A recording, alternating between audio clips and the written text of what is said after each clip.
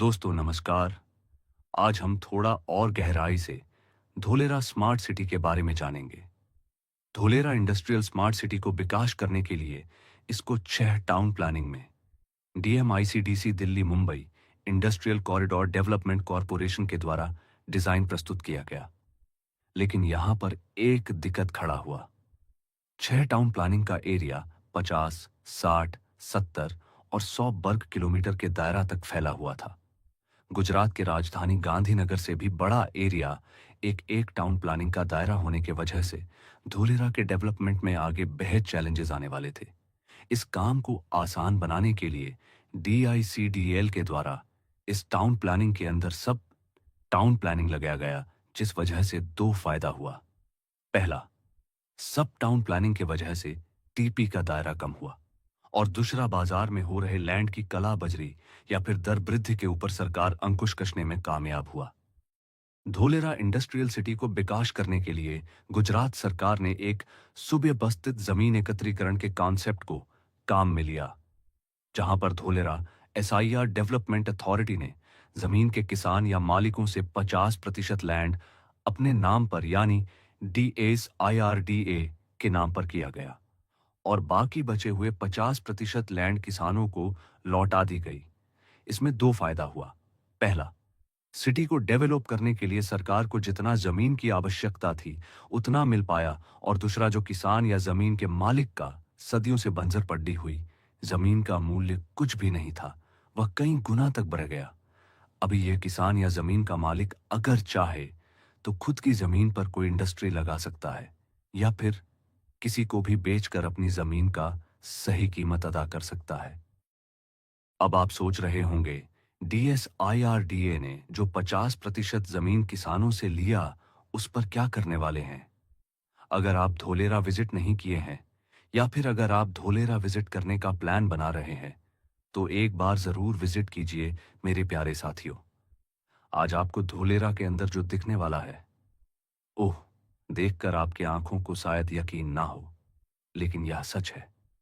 जी हाँ दोस्तों, धोलेरा में अभी activation area TP2A and 4A को मिला के 22.54 वर्ग किलोमीटर एरिया अभी डेवलप हो चुका है, जिसके ऊपर 50 और 70 मीटर का ब्लैक टॉप रोडें बनकर तैयार है।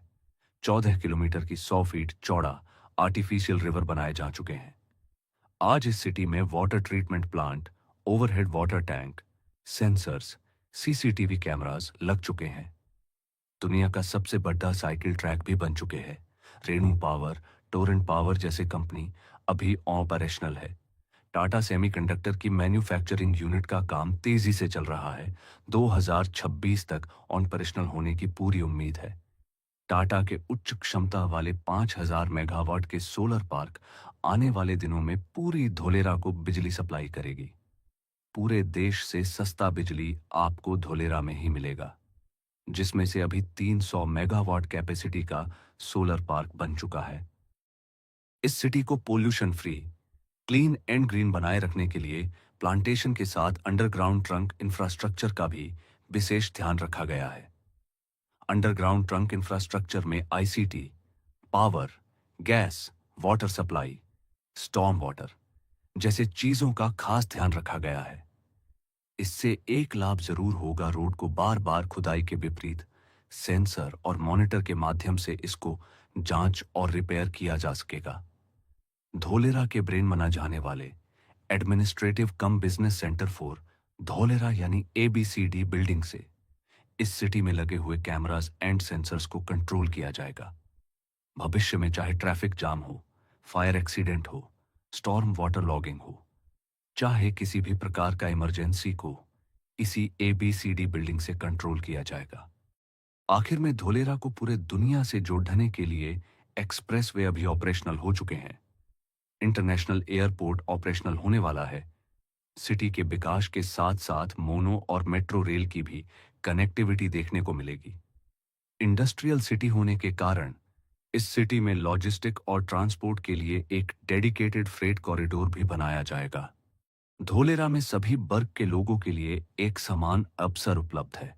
अगर आप एक इन्वेस्टर हैं तो आपके पसंदीदा जोन में आपके बजट के हिसाब से निवेश कर सकते हैं। या फिर आप एक बिजनेस पार्टनर या डेवलपर बनके अगर धोलेरा में काम करना चाहते हैं तो हमें संपर्क करें। धोलेरा में सब कुछ भरपूर है।